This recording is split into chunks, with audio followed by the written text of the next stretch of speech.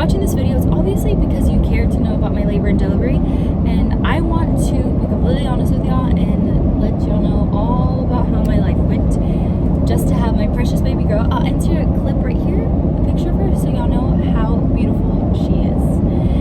And it all started when a couple of guys that were up to no good. Just kidding. No, it all started when I found out I was pregnant on November 1st was the day I found out I was pregnant by taking a pregnancy test.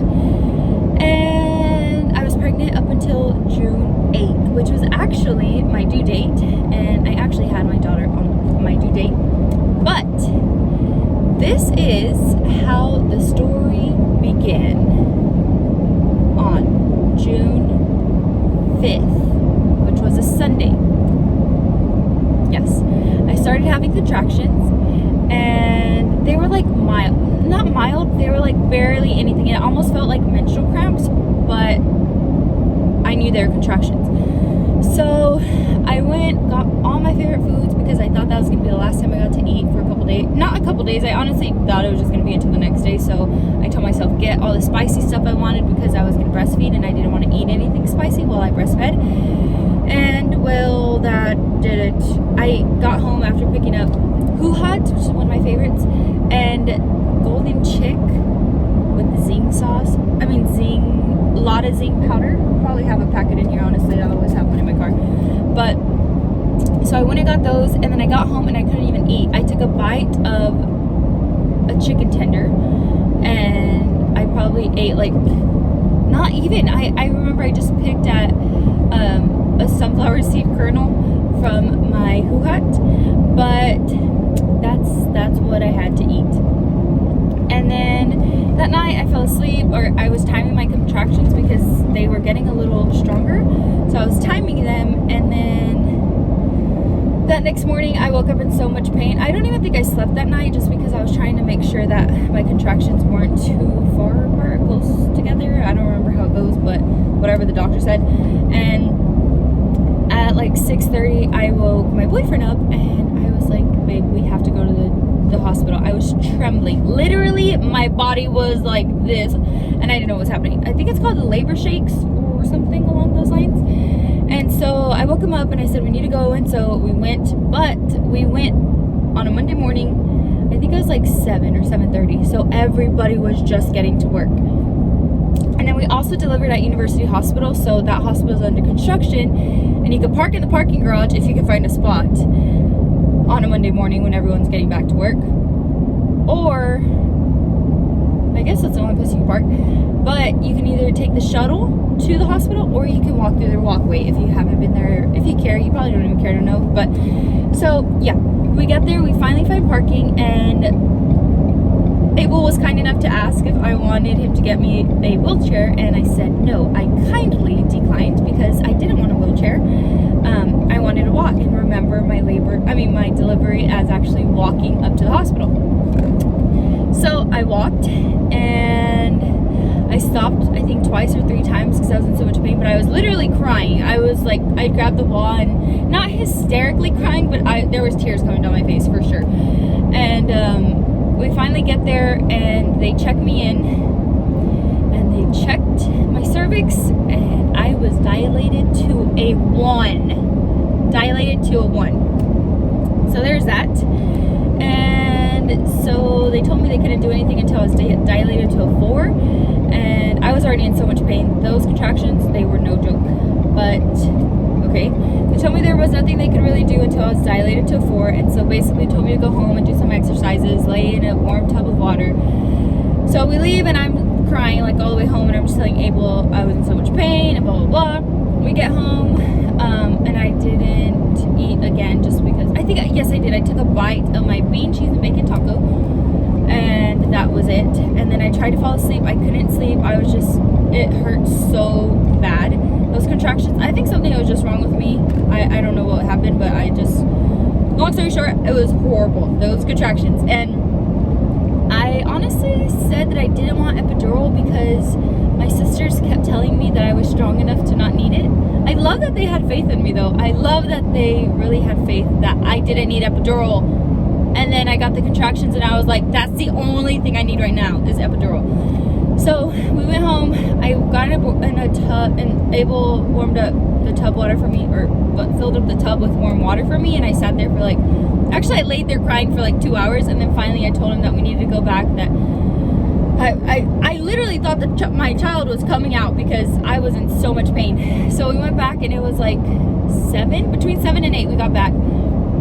We get checked in. That time I did need a wheelchair because that time I really was crying a lot, like hysterically crying. And so Abel went and got me the wheelchair. We went up there, and I had lost 2 pounds. I actually gained 52 pounds my first pregnancy, but oh well. It's okay, it's long done, it's long gone. Well, not fully gone, the 52 pounds aren't long gone, but 30 of those pounds are. They checked me back in, and I was actually dilated to a 3 at this point. And they told me again, there's nothing they could do until I was dilated to a 4. Or basically, not that there's nothing they could do. They couldn't give me epidural, or they couldn't admit me into the hospital until I was dilated to a 4. So they told me they'd give me a couple hours. I tell my parents I'm dilated to a 3. So they drove up from Uvalde. I think it was like, well, that was like 8:30 or 9 is when I told them. So when they got to San Antonio, I think I had just dilated 1 more, so I was already a 4. And I had seen my mom's text, and she said, we're here in the waiting room, but I did not want my parents to see me because I was crying a lot. I was literally like in tears. And Abel told me, he was like, babe, your parents are here. And I said, okay, but don't let them come in here into the room, which it was the OB, so I don't think they would have let guests go in anyways. I think the OB. No, I don't know what it's called. It was a room where like all the pregnant women stay until they're dilated to be admitted, or just, I guess, checkups. But I told Abel, I was like, don't let my parents come in here. I do not want my parents to see me like this. And so I was like, can you go out there and talk to them? He's like, yeah. So he went out there to talk to them, and I was just in that little like cubicle thing, just crying and crying and crying. And I would see the monitor, and I knew I was about to get a contraction because I was feeling everything but the way my baby, I'm going to start calling her by her name, which is Cielo Alieta Mota. But so Cielo was positioned, she was always positioned on my left side throughout my whole pregnancy. So during labor, or I guess I never got into active labor, but during that time she was always on my left side, and I was feeling so much pain. It almost felt like a stabbing that wouldn't stop. Like it felt like someone was stabbing me but wouldn't stop stabbing me. And so that was really hard. But long story short, it's not going to be short at all. I already know myself because I'm already 8 minutes in. But I finally dilated to 4. They take me and put me in my own room. My parents went to sleep. Well, not at the hospital. They went home to sleep. And my dad dropped my mom off at 5:30 the next morning. And he went to work because I wasn't dilating fast enough for my dad to wait around until I dilated to a 10. So my dad went to go get the cruise ready, and my mom stayed there with me. Oh, my mom and Abel. And also, speaking of that, my mom and Abel ate in front of me the whole time. And wait till I tell y'all. Wait, that was Monday, Tuesday. Okay, wait till I tell y'all how long I was in labor. So they're there, and at 6 they checked me again. I was still dilated to a 4. And then they broke my water at 6. When I was dilated to a 4, they broke my water because my water hadn't broken. I was just contracting. So they broke my water, and then at noon they checked me again, and I was finally dilated to a 5. And then from noon, which we're already in Tuesday, I forgot to mention we're already in Tuesday. From Tuesday all the way until Wednesday. Tuesday at midnight, so I guess Wednesday at midnight in the morning, I was still dilated to a 5. And so that was already 18 hours? 3, 6, 9, 12. I'm confused. 6 to 6 is 12 hours. Yeah, it was 18 hours. So I hadn't progressed anymore, but my water was already broken. And they did tell me that they don't recommend, they don't recommend a baby being in the mother's body without the amniotic fluids, which is the water. So more than 20 hours, and that was already 18 hours. So the doctor did tell me, like, I need to start thinking of either having a C-section or oh, there's a fly, or my body just has to magically start progressing. And my body, right then and there, also my epidural wore off at that point, and I forgot to tell you when I got the epidural, but I got it right as soon as I went into the room that night, Monday night. But my epidural wore off.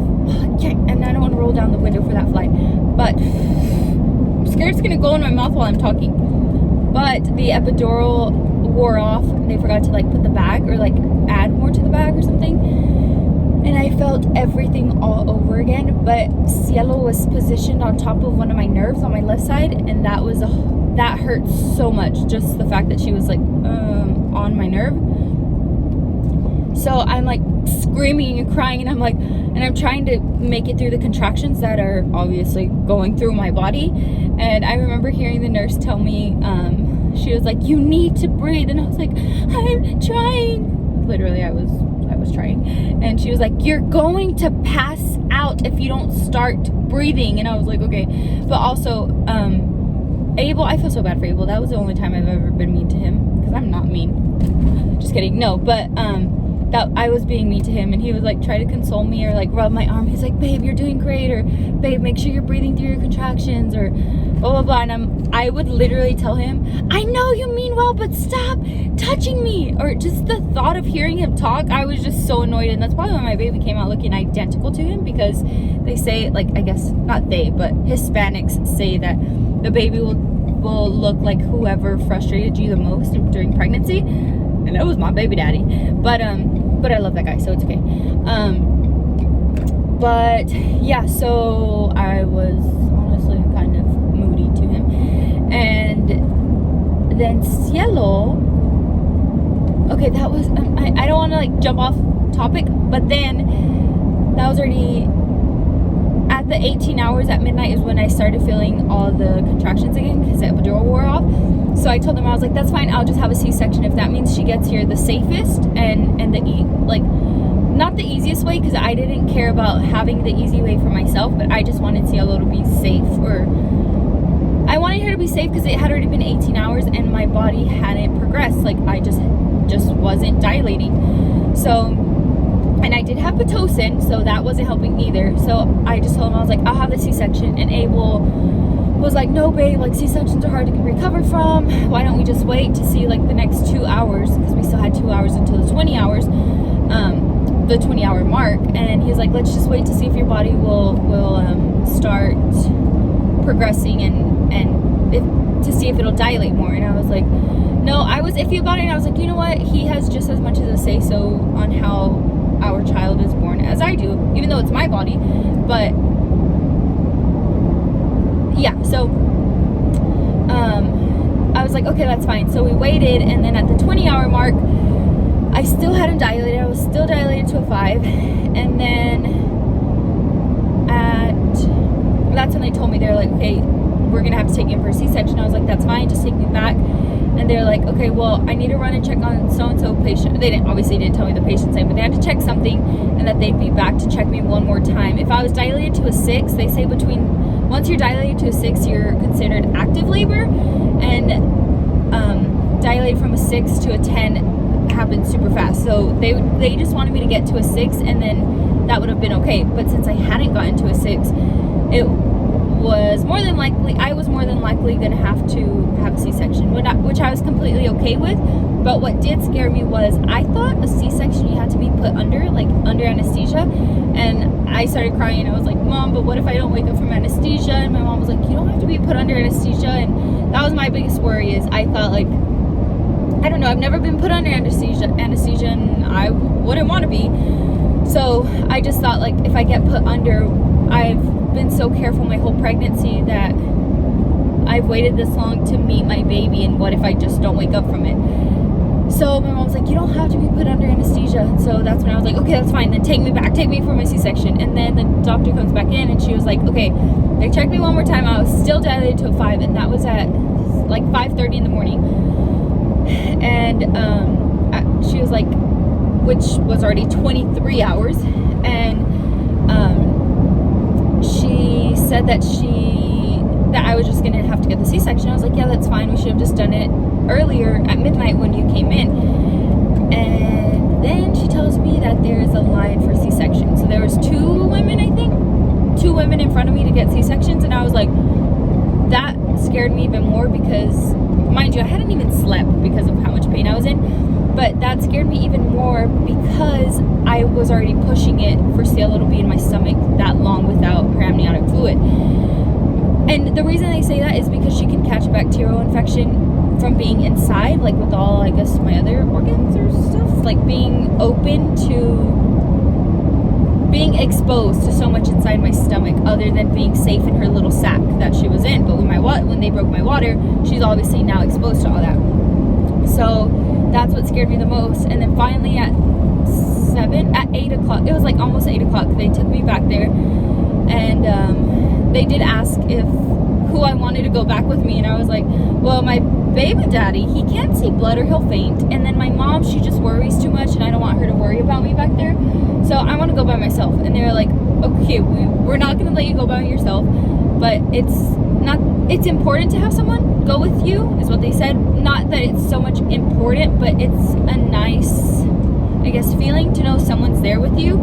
And so they were like, just tell your baby daddy he has to suck it up or whatever. And I was like, okay. So I told him, and he was like, okay. So they gave him the little suit, like the white suit, and they took me back there. And I remember thinking, because they had to move me from my bed onto the surgery table, onto the table where they sliced me.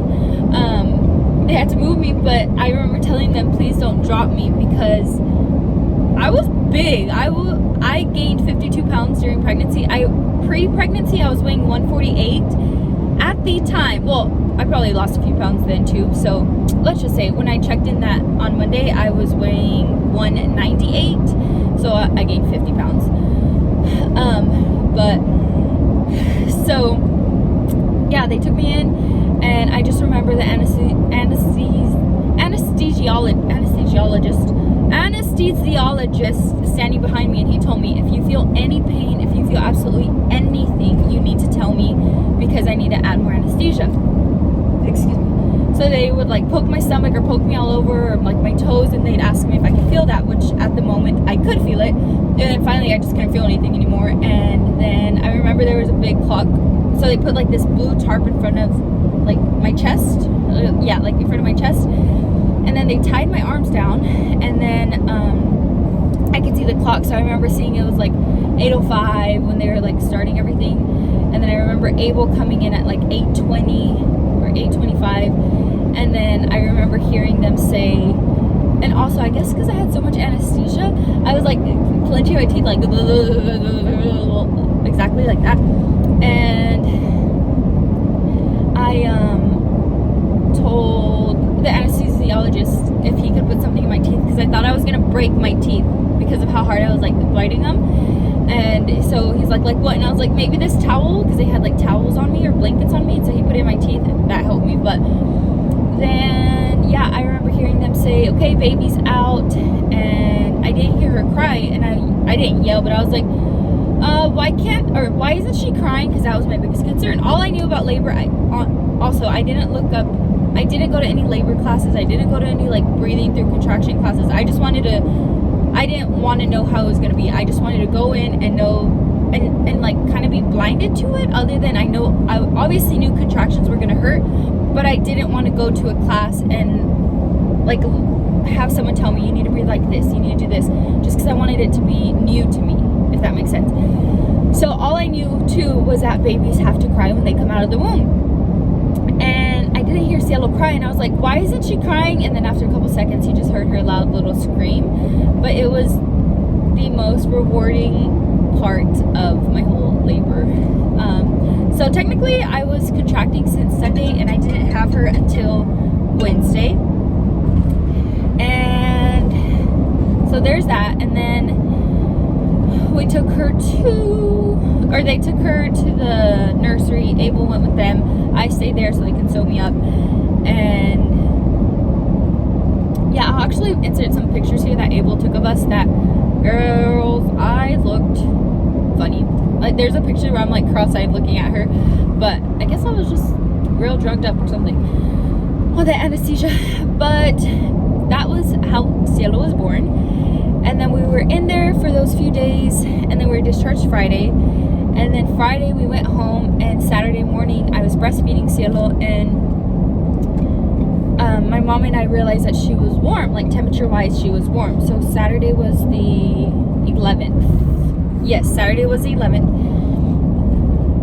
And she was warm, so we checked her temperature. Actually, I didn't even have a thermometer, so parent fail there. My mom had to run to Walgreens to get me a thermometer. And when she came back, we checked her temperature, and she had 101.7 fever. 101.7 as a 4-day-old baby. So we rushed her back to the ER, and in the ER they did a lumbar puncture. I believe it's called lumbar puncture. It's like they pull liquid out of the spine, and we have to sign for that. And then, oh, okay, I thought the screen went away. We had to like sign approval, I guess, for them to do that. That was the hardest part about labor, or what I thought, because then they had to check her temperature in her little butthole. They had to do so much. They had to put a catheter in her. Everything was just so hard for me to witness. And then, like, as a new mom too, I was just so emotional. So they couldn't figure out why she had fever, and then they told us that they were gonna have to monitor her for a couple days. Also because her bilirubin was high or low. I don't know how to explain bilirubin, but her jaundice, she had jaundice, and so that they did have to keep her under the blue light. And they told us, they got our hopes up, and they told us that we were going to get to stay there. And so when we were waiting, they told us she was going to have to stay in the NICU, and that I asked if we got to stay with her, because that was my biggest concern. I didn't want to go home without my baby, because I was already home with my baby for a night. So they were like, yes, you get to stay with her. They're going to get y'all's rooms ready. They're going to take her from down here, the children's emergency room, up to the NICU. And so we were waiting there for like an hour and a half, and I'm trying to keep my family updated with what's going on.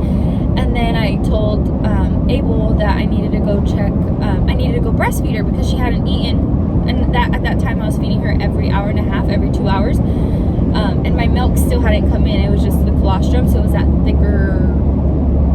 It was like jelly. No, just kidding. It was like peanut butter. But no, the colostrum.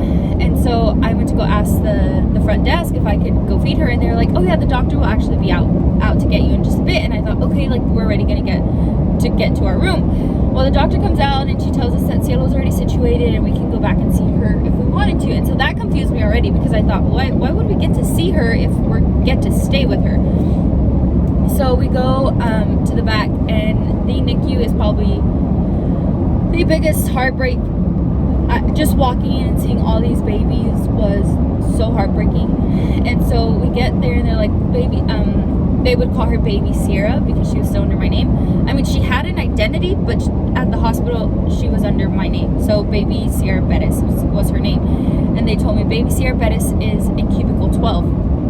And I go back there and I'm like, why isn't she in the room? And that's when the doctor explains that they have to monitor her, and we don't get to stay there, that we had to go home. But if we didn't live close, that they would like try to accommodate in like the Ronald McDonald house.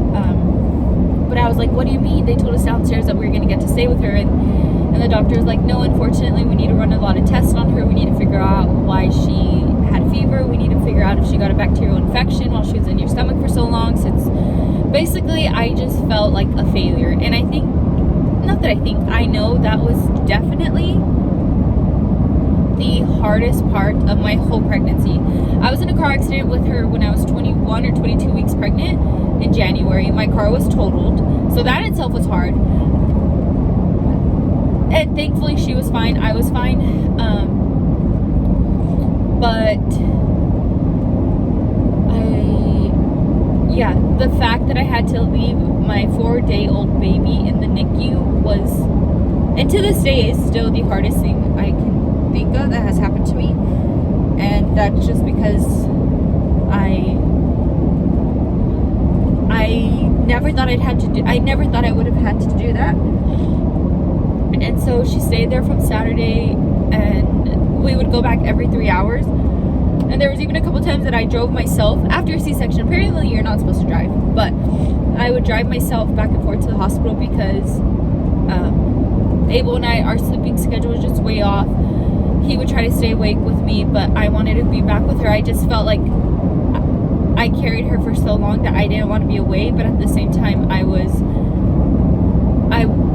wasn't taking care of myself, like as far as sleeping, as far as eating. I didn't want to eat. I just felt, but obviously I had to eat so that I could give her breast milk.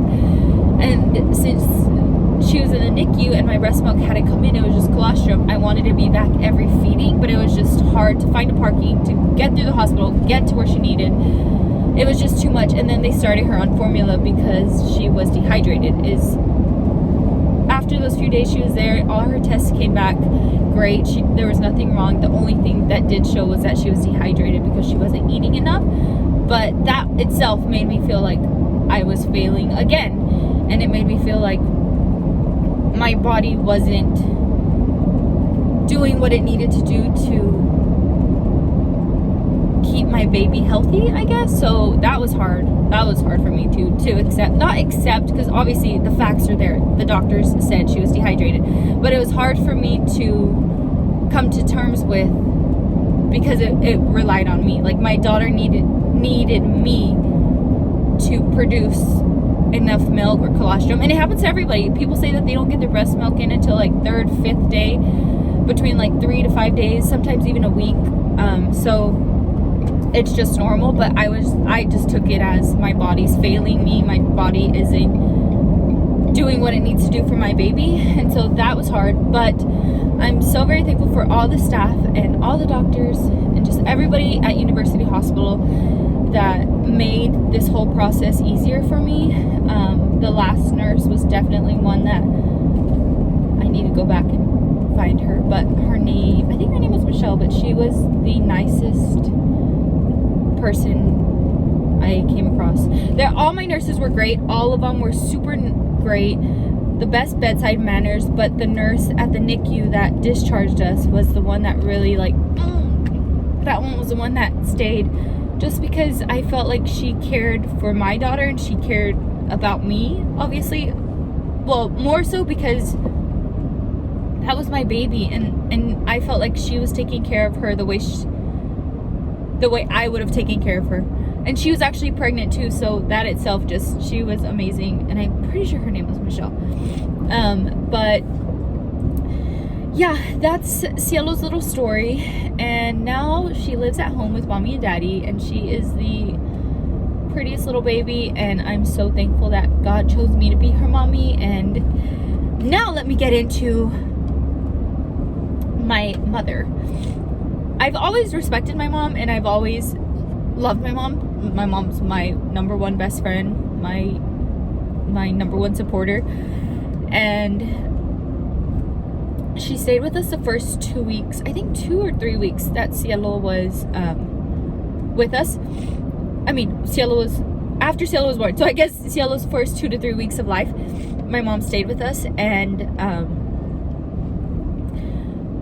all I can say is, you just find a whole new love and admiration for your mom, in a sense, or at least that's how I took it.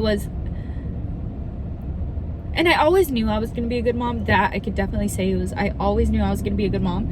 But I feel like having my mom around just made my life so much easier, especially right after labor and then a C-section at that. Like, my mom would cook me all the healthy meals. My mom would make sure I ate. My mom made sure that I was okay, that she made sure Cielo was okay. And my parents live far away. They live in Uvalde, so not super far from San Antonio, but it's an hour and a half. And I'm so thankful, and I I don't know how I'll ever pay my mom back for just being there and always being the best mother that I could have ever asked for, and now the best abuela she is to Cielo. And I've told her that plenty of times.